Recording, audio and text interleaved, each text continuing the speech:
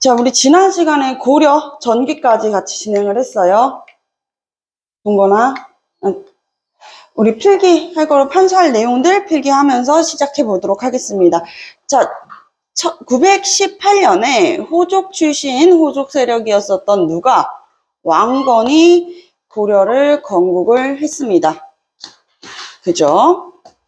이 호족 세력들이 당시에 고려에서도 그렇고 신라에서도 그렇고 굉장히 강력한 힘을 행사했었어요. 그쵸? 심지어 신라라는 나라에서는 지방 호족 세력들이 스스로를 영주라고 칭하면서 풍수지리적으로 금성보다 여기가 더 우수해 라고 이야기를 했죠. 그러면서 점점 자기들의 영향력을 키워가다가 신라의 왕권은 어떻게 됐어? 내려갔죠. 왕권은 하락되고 지방 영주들, 호족 세력들의 힘이 오히려 올라가면서 나라가 밸런스가 어떻게 돼서 무너진 거잖아. 그래서 신라의 마지막 왕 경순왕은 고려의 왕건에게 나라를 합쳐달라는 것을 요구하게 됩니다. 그렇게 이제 고려라는 하나의 나라가 되었으니 아무래도 누구를 더 견제해야겠어? 호족 세력을 더 견제할 수밖에 없었던 것이에요. 아시겠죠? 자, 호족 세력을 견제하기 위해서 태조는 어떤 정책을 펼쳤을까? 일단 호족을 포섭하기 위한 포섭 정책을 펼쳤다는 거야. 포섭했다. 두루 품어주었다. 안아주었다. 어떤 식으로? 대표적으로 태조 왕건은 고려 왕 중에서 가장 많은 아내를 두었다 그랬죠. 29명의 아내를 두었었어요. 이렇게 다양한 호족 세력들과 결혼을 하면서 호족 세력들한테 자신의 성씨를 주기도 하고 관직을 주기도 하고, 관직을 주면 당연히 모두 주겠어. 토지도 줬겠죠. 이런 식으로 호족들을 다 가족으로 품어가지고 안아주는 정책들을 펼쳤었다. 자, 광종은 어떤 정책을 펼쳤을까요? 네. 다들 이런 표정을 짓고 계시는데 맞습니다. 광종은 호족을 숙청했어요. 대표적으로 어떤 정책들이 있었지?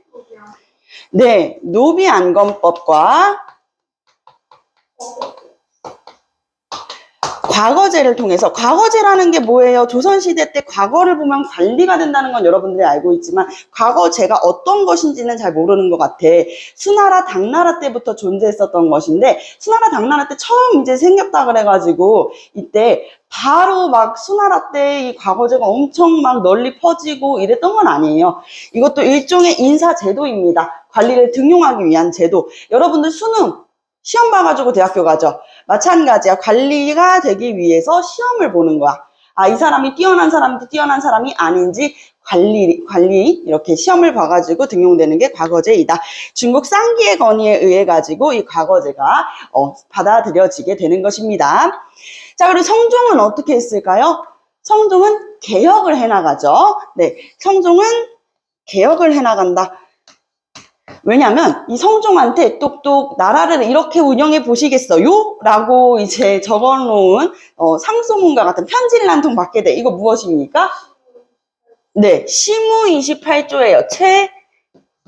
최승로입니다. 최치원 아니에요. 시무 28조를 보고 이것을 적극적으로 수용하게 되는 것이죠. 자, 근데 성종 때는 여러분들 거란도, 심지어 거란도 한번 침입을 했었어요. 이 거란은 1차, 2차, 3차에 걸쳐가지고 침입을 했습니다. 쌤이 이 얘기 했었나? 태조 왕건이 후뇨 10조를 남기면서 무슨 얘기를 했었다 그랬지?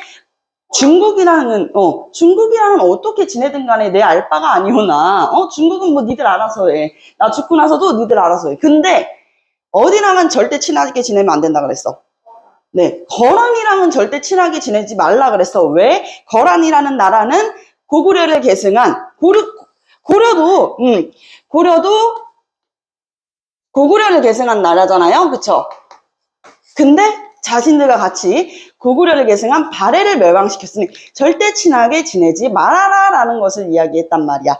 그랬는데 이 거란 나름대로 고려랑 친해지고 싶었어. 그래가지고 실제로 거란에서 왕건한테 낙타를 보내기도 했어요. 이 얘기 했었죠. 낙타 얼마나 귀한 동물이야. 여러분들 낙타 봐봤어요? 네, 맞아요. 낙타를 실제로 본 적이 있어? 솔직히 좀 드물죠? 요즘 시대에도 드물죠? 근데 이 낙타를 왕건은 다 굶겨서 죽여버려요. 다 굶겨서 죽이면서까지 거란과 절대로 화친 또는 교류를 하려고 하지 않았었다. 그러니까 거란 입장에서는 화가 안 나. 내가 진심을 다해가지고 낙타를 보냈는데, 나의 마음을 표시했는데, 귀한 동물이거든, 낙타가. 뭐 고양이나 개처럼 우리가 평상시 일상에서 키우던 동물들을 준 것도 아니고 낙타를 줬는데 이걸 다 굶겨 죽여? 뭐 이러면서 이제 쳐들어왔던 게 바로 거란의 1차 침입이 되겠습니다. 당시에 거란의 장수였었던 소손영이라는 사람이 이제 있었고, 우리에서는 네, 서희라는 사람이 있었어요. 근데 이것도 참 웃겼던 게, 서희가 이 거란에서 자꾸 화친을 요구하고 막 이랬었단 말이야. 우리한테 막 계속 막 영토를 갈구하고 이랬는데, 당시 오히려 왕과 이 정계에 진출했던 신하들이 거란의 말대로 해야 될까요? 이러고 있었어. 근데 서희가 무슨 소리입니까? 절대 그래서는 아니 되옵니다. 우리 어떤 나라인데, 고구려 개성한 나라인데 그런 약한 모습을 보여서야 되겠습니까? 이러니까 그럼 네가 가던가 이렇게 해가지고 이제 서희가 가게 된 거야. 그래서 내가 가겠습니다 해서 가가지고 거란의 장수를 실제로 딱 마주쳤어. 근데 거란의 장수가 잘 됐구만 이러면서 막 뭐야 너 왜 나보고 떳떳하게 이렇게 고개 이렇게 들고 있어? 너 나한테 절 안 해? 이러니까 내가 당신한테 왜 절을 하냐? 당신도 나랑 똑같은 하나의 신하이지 않냐? 신하 대 신하인데 내가 당신한테 절을 할 이유는 없다. 나는 황제를 대표해서 나온 거다. 웃기고 있네. 그래서 본인이 왕이야? 아니지. 이런 식으로 정말 뛰어난 입담과 재치로 이 거란한테서 우리는 강동 6주를 획득하게 됩니다. 이게 1차 침입이었어요. 1차 침입이었어요. 우리가 강동 6주를 획득했던 것도 두 가지 약속을 했었어. 두 가지 약속. 첫 번째 약속은 거란이랑 이제 친하게 지내야겠다라는 약속을 했어. 동건아, 이거 쓰고 있어? 필기하고 있어? 교재 맨 뒤로 넘겨보세요. 여기 뒤에. 거기 뒤에 또 있잖아. 공간. 그죠? 다른 사람들 다 쓰는데 동건이만 안 쓰면 어떡해. 응? 네, 그렇군요. 잘 보이시나요? 그리고 영주도 살짝 자리 요쪽, 책상 요쪽으로 빼봐. 그러면 더 잘 보일 거예요. 자, 강동육주를 주는 대신에 어떤 약속을 했냐? 요런 것이에요. 우리 한반도 땅이 이렇게 있으면, 여기가 이제, 중국이고, 이쪽이 이제 거란이었단 말이야? 근데 요렇게 해가지고 여진 세력들이 여기에 있었어. 의주 근처에, 의주라 그러면은, 나중에 이성계가 위화도 회군을 하게 되는 그곳, 여기에서 강동 6주라는 땅이 있는데 이게 여진의 땅이었단 말이야. 근데 여진이 여길 맡고 있으니 거란 우리가 너네랑 아무리 친하게 지내고 싶어도 그럴 수가 없네? 우리가 서로 국경을 맞대고 있어야지 우리가 너네랑 더 친하게 지낼 텐데 여진 때문에 그럴 수가 없네? 이렇게 해버리는 거야. 거기에다가 그럼 우리는 당연히 옛날부터 친하게 지냈던 중국이랑 송나라랑 친하게 지낼 수밖에 없는 거지 이렇게 얘기했어. 여기 당시 중국은 송나라였거든요. 그래서 송나라랑 친하게 지낼 수밖에 없는 거지 이렇게 얘기하니까 거란이 그러면 우리가 만약에 여기 땅 강동육주 이렇게 주면은 너네들 우리랑 국경 딱 맞닿게 되는 거니까 우리랑 친하게 지낼 수 있어? 오브 콜스. 물론이지. 그리고 거란이 하나 더 요구를 해요. 두 번째는 송나라와 친하게 지내지 말라는 요구를 해. 이제 송이랑은 그러면 친하게 안 지내는 거야? 오케이 알겠어. 라고 하면서 우리가 강동 6주를 획득한 거란 말이야. 그러면 우리가 진짜 송나라랑 교류를 안 했을까? 아니요. 계속 하게 됩니다. 우린 약속을 지키지 않았어요. 그러니 이 거란 입장에서는 또 화가 났던 거야. 안 그래도 이를 빠득빠득 갈면서 벼르고 있었는데 그때 이제 침입하게 되는 게 2차 침입. 요거는 이제 강조의 난을 이유로 쳐들어오게 됩니다. 여러분들은 중학교에서 한국사를 배우게 되면 2차 침입까지 안 배우는 경우가 덜어 있어요. 네, 교과서에도 이렇게 크게 나와 있지 않은 부분이라서 당시에 양규라는 사람이 있었어. 양규라는 사람이 아니라 이 당시에 강조라는 사람이 있었어요. 강조라는 사람이 있었는데 이 고려의 왕이었던 목종을 폐위시켜 한마디로 뭘 일으킨 거야? 난을 일으킨 거지. 왕을 폐위시키는 난이 일어난 거잖아요. 이때 당시에 이 강조의 난을 빌미 삼아가지고, 야, 너네 뭐 정변 일어났다며? 난 일어났다며? 이러면서, 고려가 지금 개판이라는데 우리가 좀 도와주러 가볼까? 라고 하면서 약간 무슨 느낌인 것 같아. 조선시대 때 갑신정변 때 청나라가 우리 약간 도와주겠다고 하면서 이제 우리나라 안에서 영향력을 행사하려고 들어왔던 그런 느낌이잖아요. 그런 결이잖아. 그렇게 들어왔었단 말이야. 그러니 이때 당시에 양규의 활약으로 인해서 2차 침입도 물러가게 됩니다. 양규의 활약. 자, 이제 3차 침입이죠. 3차 침입 여러분들도 다 알고 있는 것입니다. 우리나라 역사에는 길이길이 나눠있는 정말 우리가 크게 대승을 거둔 3개의 대첩이 있어요. 첫 번째 대첩은 우리 이미 배웠었어. 바로 수나라.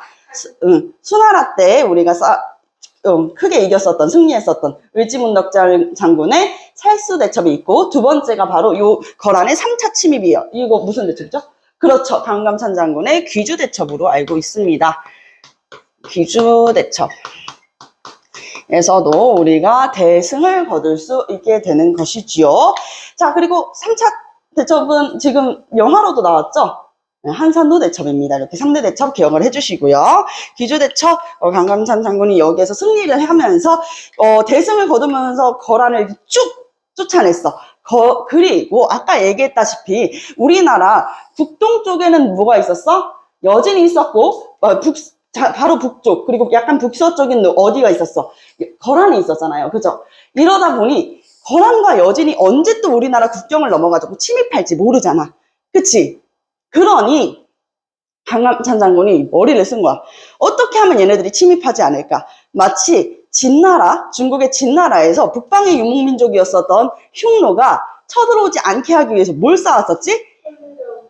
네, 만리장성을 쌓았죠. 그래서 우리도 장성을 쌓아가지고 이들이 언제 침입할지 모르는 이 상황을 대비해야겠다라고 생각을 하게 되면서 강감찬 장군의 주도하에 천리장성을 축조하게 됩니다. 자, 고등부 친구들은 귀를 쫑긋 세우고 들어주셔야 되는 부분들이에요. 바로 우리나라 역사에서는 천리장성을 세웠던 역사가 2번 있었습니다. 첫 번째는 고구려. 네, 맞아요. 고구려의 정변을 일으켜가지고 실권을 장악했었던 연개소문 있죠. 이 연개소문이 실권을 장악하려면 여러분들 정치도 마찬가지예요. 정치를 하려면 일단 뭐가 있어야 돼? 인기가 있어야 된단 말이야. 이 연개소문이 인기를 얻기 위해서 어떻게 했었냐? 천리장성을 축제했을 때 당시에 이 사람이 쉽게 얘기하면 지휘관이었어요. 감독관이었단 말이야. 감독자였어. 근데 이때 사람들을 엄청나게 도와주고 일을 잘 운영하면서 인기를 얻게 되면서 정변에 성공한 거였단 말이에요. 그게 이제 첫 번째고, 고구려 때 천리장성. 그리고 두 번째가 고려 때 이 북방의 민족이었었던 북방 민족 거란과 여진을 막기 위해서 천리장성을 축조했던 게 두 번째였다. 그래서 실제로 고등부 시험 문제는 어떤 식으로 나올 수가 있냐? 이 천리장성에 대한 사료 혹은 설명이 이렇게 나와 있어요. 그리고 나라들이 이제 기역, 니은, 디귿, 리을로 나와 있겠지? 그러면서 천리장성을 축조했었던 나라를 고르는 문제로 충분히 출제가 될 수 있습니다. 아시겠죠? 자, 그럼 뭐라고 해야겠어? 고구려, 고려. 이렇게 해주시는 게 정답이 되겠습니다. 자, 이렇게 거란의 침입을 우리가 멋지게 맞서 이겨냈습니다. 그쵸? 근데 고려사를 배우기 위해서는 고려사에 우리나라에 어떤 나라가 언제 침입했고 우리가 무엇을 했는지를 아는 게 굉장히 중요해요. 첫 번째 침입했던 게 거란이었고, 이후에는 이 여진이 쳐들어오게 됩니다. 여진. 이후에는 여진이 쳐들어오게 된다. 이것도 기억을 해 주시고요. 자, 이제 정계에서 실권을 차지했었던 게 호족 세력들이었다면, 이 호족 세력들이 얘들아 어떻게 관직에 올랐겠어? 아까 얘기했죠. 과거제를 통해 가지고 관직에 오를 수 있었고, 또 두 번째로는 음서라는 제도가 있어요. 음서가 무엇이냐면, 오품 이상의 관료들의 자제들은 또 그 관직을 차지하는 거야. 이것은 한마디로 어떻게 설명할 수 있냐면, 너 백 있어? 그렇지, 백이 있어야 돼. 정말 혈연이 되게 중요하죠. 혈연 지연이 굉장히 중요한 제도인 거야. 그래서 우리 할아버지가 5품 이상의 관료다라고 하면은 이 일종의 백이라고 얘기를 했지만, 정말 이렇게 여러분들이 적을 수는 없겠지. 뭐라고 적으면 좋겠어? 일종의 추천제였다. 일종의 추천지였다. 이렇게 적어볼 수가 있는 것이에요. 우리 할아버지가 5품 이상이 관료야. 4품이야, 3품이야, 2품이야. 5품 이상이면 5품도 포함을 할까요? 안 할까요? 포함을 합니다. 네, 포함을 해요. 그래서 우리 할아버지가 5품이야. 그럼 나는 아들이네. 아들이면은 내가 할아버지의 그 관직을 똑같이 차지하게 되는 것이죠. 이렇게 되물림이 되는 거야. 이런 무슨 일이 생기게 되냐면 우리 집안에서 5품 이상 관료가 나오지? 그럼 그 집안은 계속 관직을 해먹는 거야. 중앙 정계를 차지해버리는 거야. 대표적인 인물이 바로 경원 이씨 가문에 이자겸이라는 사람이 있었습니다. 이자겸이라는 사람. 그래서 여기에다가 인물 이름 이자겸을 써주시면 되겠습니다. 자, 선생님 근데 관직에 오르면은 대체 뭐가 좋아요? 라고 얘기할 수 있겠지. 여러분들도 내가 갑자기 여러분들한테 야 얘들아 너네 국회의원 해볼래? 라고 얘기하면 여러분들 절반 이상이 아니요 싫은데요 이렇게 얘기를 할 것 같아. 근데 관직을 차지하면 좋은 이유가 바로 이 공음전이었거든요. 공음전이라는 건 세습되는 토지인 거야. 음이라는 거는 우리 조상님을 뜻하거든. 우리 선대를 뜻해. 그러니까 우리 선대가 나한테 남겨주시는 토지 같은 거야. 그래서 토지가 세습된다. 그래서 이 음서를 통해서 관리가 된 관직들은 이 공음전을 통해서 뭘 보유할 수 있었던 거야? 대토지를 보유하고 권력을 보유하고 이렇게 할 수가 있었다는 것이죠. 이해되셨죠? 자, 이자겸 얘기로 다시 넘어갈게요. 자, 경원인 씨 가문의 이자겸 같은 경우에는 놀랍게도 이 사람은 당시 고려의 왕이었었던 인종의 외조부이자, 외조부라는 말 여러분들 들어봤어? 외할아버지라는 거예요. 외조부, 외할아버지이자 장인어른이었어. 외조부이자 장인어른이었다. 인종의 외조부이자 장인어른인 이자겸. 이게 대체 어떤 족보인가, 그쵸? 준영이 이모랑 결혼할 수 있어? 쉽지 않지. 뭐 쉽지 않아. 불가능하지.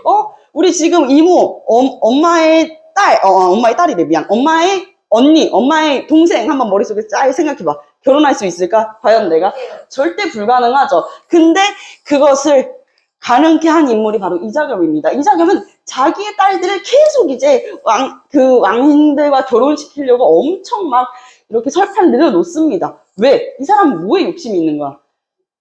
왕권, 맞아요. 권력에 욕심이 있던 인물이었어. 그래서 실권은 사실상 이자겸이 차지를 하게 됩니다. 근데 이것도 기억을 해줘야 되는 게, 그럼 인종은 이 이자겸이 막 실권을 장악하는 대로 엄청나게 인종을 휘둘렀을까?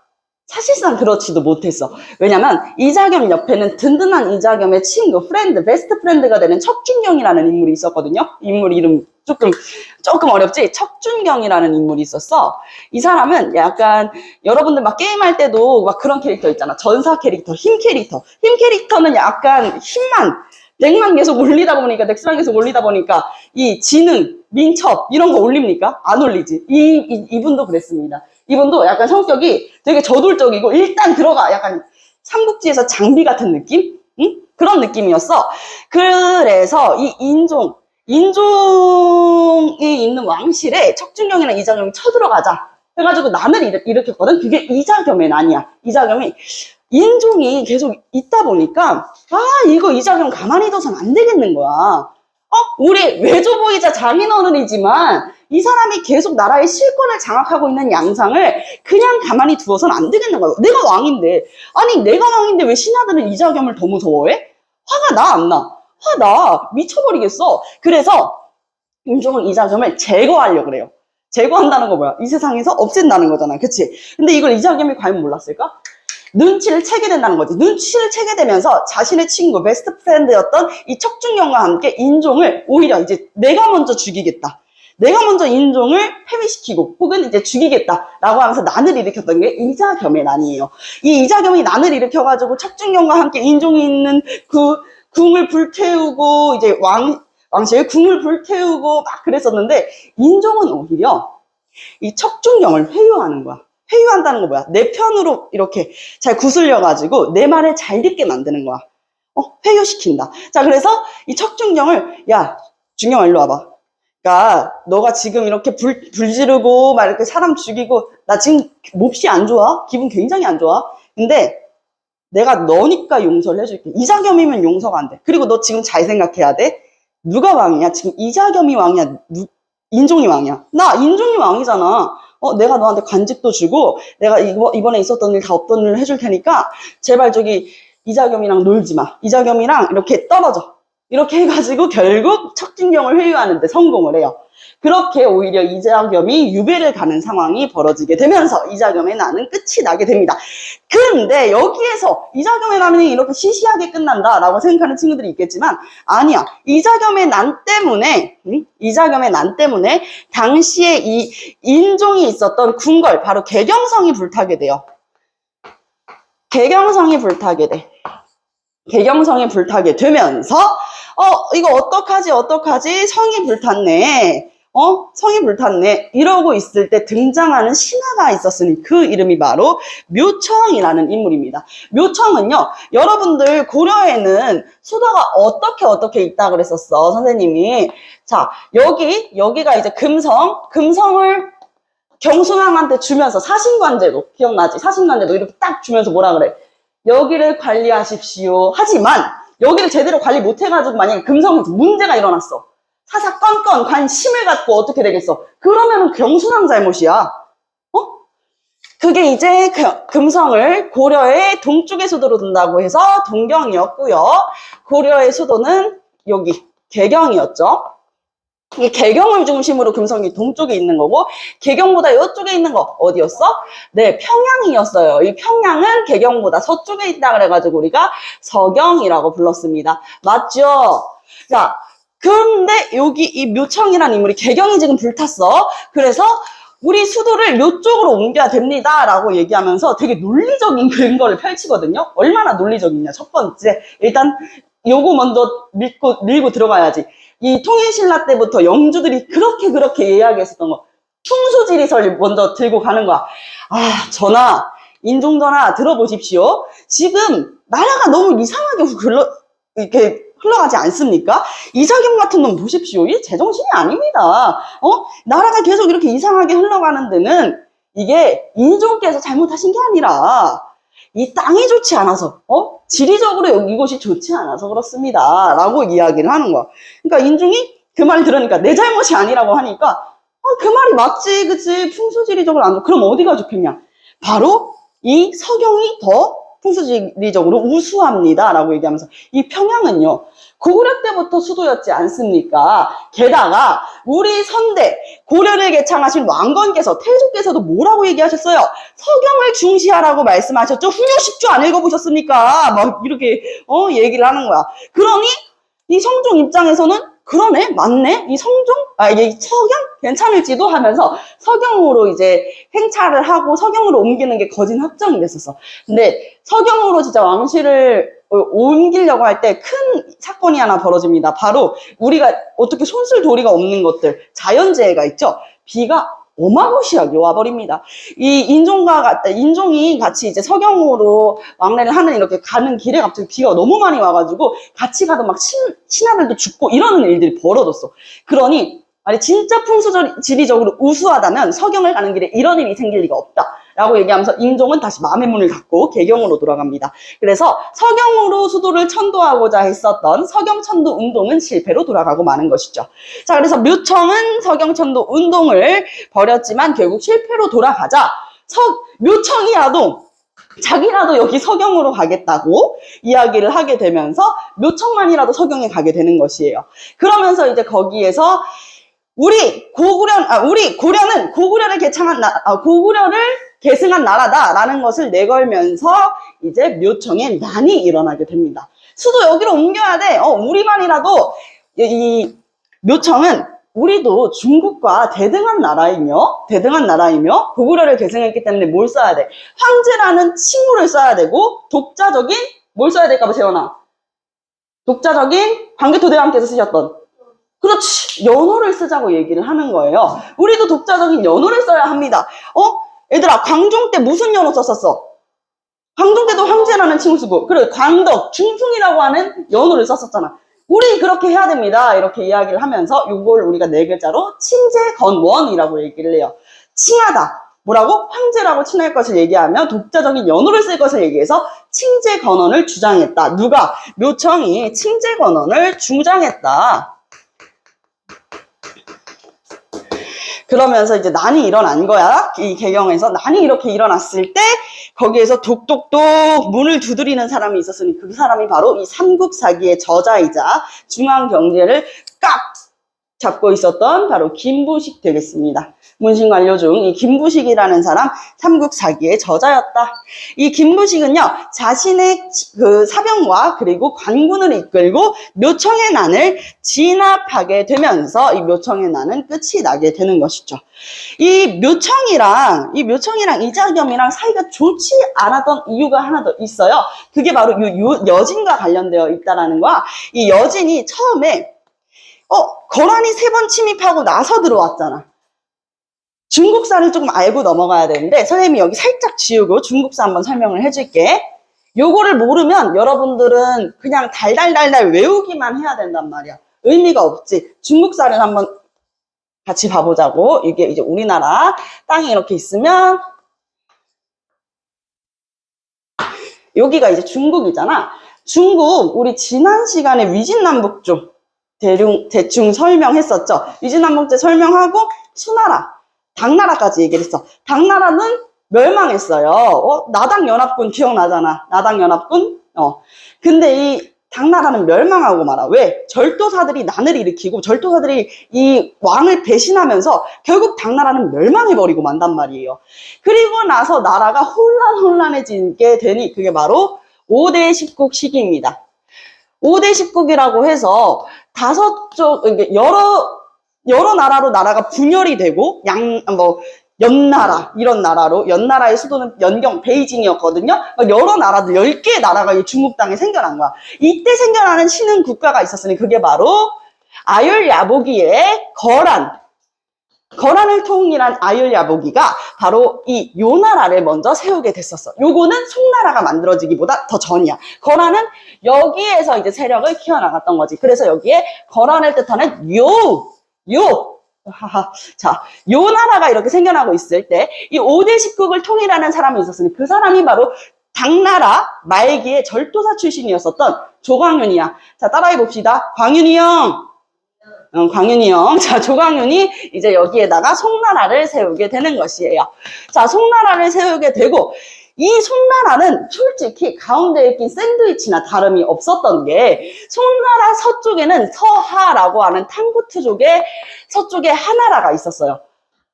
이 가운데에 껴가지고 요나라한테 맞고 서하한테 맞고 이 가운데에 껴가지고 계속 이렇게 맞는 거야. 그러다가 결국 이 송나라에서는 요나라한테 이 공납을 바치면서 요나라에 공납 바치고 서하에 공납 바치면서 연명을 하게 되는데 이때 이제 새로 나온 신흥 국가 우리 바로 여기 만주 쪽에 생기는 나라 바로 금나라였어요. 여진의 금나라였지. 그래서 여진족은 스스로를 만주 쪽에 있다 보니까 만주족이라고 부르기도 했어. 스스로를 만주족이라고 칭했다. 이 요나라는 어디라고? 거란이라고. 여기는 한쪽의 송나라였어. 요나라가 계속 송나라를 침입하고 우리 거란도 고려도 침입하고 이랬을 때 송나라와 신흥국가였던 이 금나라 여진은 손을 잡아요. 손을 맞잡고 이 두 나라가 거란의 요나라를 멸망시키게 되는 거야. 자, 완전한 팀플레이지. 자, 둘이 이렇게 딱 손잡고 EJ 정법이야. 이렇게 가운데에 껴있으면은 진짜 피죽도 못 챙겨 먹고 진짜 이렇게 죽게 된단 말이야. 그치? 그래가지고 한나라 때 한무제가 그렇게 흉노랑 우리 고조선을 무서워했던 거 아니야. 자기들이 샌드위치가 될까봐. 자, 이렇게 샌드위치에 낀 요나라 멸망시켰지. 근데 금나라의 생각이 바뀌어. 이 여진의 생각이 바뀌는 거야. 여진은 이전까지 이 여진족이 하나의 나라였던 적이 없었어. 근데 이렇게 통합이 되고 자기가 송나라랑 이 손을 잡고 이렇게 전투를 딱 하니까 자기 손을 보면서 나 좀 센 걸지도? 이렇게 느끼게 된단 말이야. 나 생각보다 파워가 강할지도? 이렇게 생각을 한 거야. 그래서 송나라를 공격해요. 둘이 같이 손잡았다면서요. 그거는 거란 칠 때 얘기였지. 그래서 이 송나라를 공격하면서 이 송나라는 남쪽으로 창장강 이남 지역 있죠. 황허강이 있으면 그 밑에 창장강이 있거든. 그 창장강의 이남 지역까지 밀려나게 되는 거야. 여러분들, 이 송나라는 밀려서 남성으로까지 밀려나요.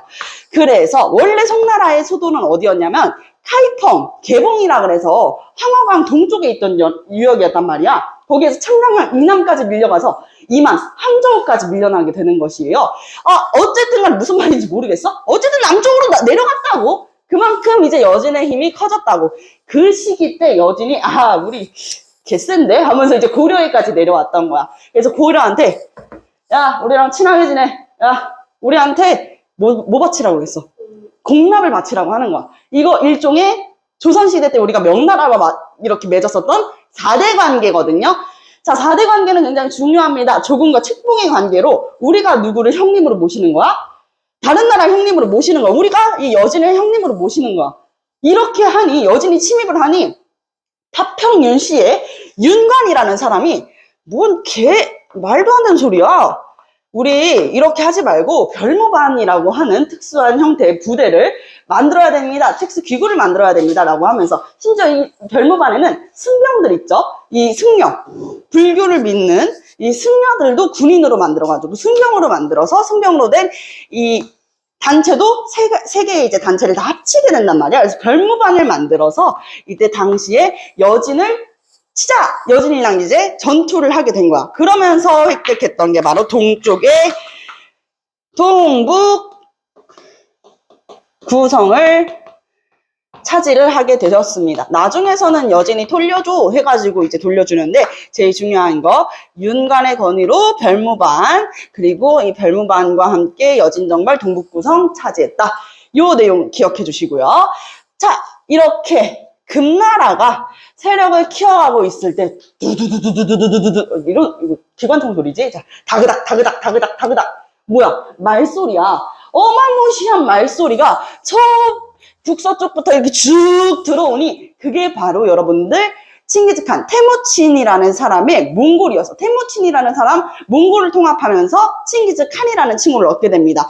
그리고 나서 이 송나라 남송 멸망시켜요.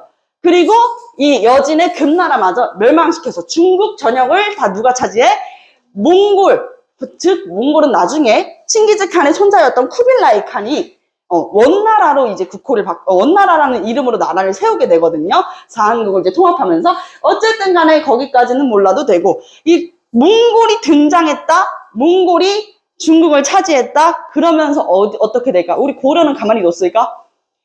고려에도 침입하게 된다. 그 당시는 이제 우리 왕보다 무신들이 더 강력했던 무신 집권기였는데 우리 무신 집권기 때 그래도 나름대로 이제 무신들 뭐 하는 사람들이야? 싸우는 사람들이지. 몽골이 침입했다 그래가지고 네 저희 나라를 드리겠습니다 이랬을 것 같아? 절대 아니지. 수도를 개경해서 강화도로 천도하면서까지 끝까지 싸우게 됩니다. 끝까지 싸운 끝에 우리 어떻게 됐어? 아쉽게도 밀려나요. 우리가 계속 이 강화도에서 완도, 제주도까지 이렇게 계속 싸우게 되는데 결국에는 이게 조금 충격적인 게 여몽연합군에 의해서 진압이 돼요. 고려와 몽골의 연합군에 의해서. 고려 왕정은 이게 무신집권기라 그랬잖아요. 무신이 왕보다 더 강력했던 거야. 실권자가 왕이 아니라 무신이었다고. 근데 왕실과 이 몽골군이 손을 잡고 이 무신집권기도 끝내 겸사겸사 하면서 이 삼별초의 항쟁을 진압하게 되고 그때부터 우리나라에는 원의 간섭기, 바로 몽골의 간섭기가 시작되는 것입니다. 지금 세 나라가 거쳐갔어요. 그죠? 이렇게 기억을 해주시면 되겠고요. 자, 그래서 이자겸은 이 여진이라는 나라, 여진의 금나라와 4대를 하기도 우리 4대 할게. 너네들이랑 친하게 지낼게. 이렇게 얘기하는데 묘청은 아까부터 뭐라 그랬어? 서경으로 수도를 천도해야 된다라는 사상은 뭐야? 고구려를 계승했다는 사상이 되게 깊게 자리한 사람이지. 말도 안 되는 소리 하지 말라는 거야. 말도 안 되는 소리. 만약에 우리가 진짜 고구려를 계승한 나라라면은 이렇게 4대 관계 맺을 수가 없다라고 얘기하면서 묘청과는 반대로 이 금나라랑 친하게 지내면 안 된다. 오히려 금나라랑 친하게 지내야 된다는 친금 정책을 펼쳤으면 여기에서는 반대로 금나라에 반대하는 배금 정책을 펼쳤었다. 금나라를 배척하자 해서 배금이라고 합니다. 아시겠지요? 자, 요렇게 해가지고 문벌기조까지 끝내보았습니다. 자, 이제부터는 바로 무신집권기인데요. 무신집권기로 한번 넘어가 볼게요.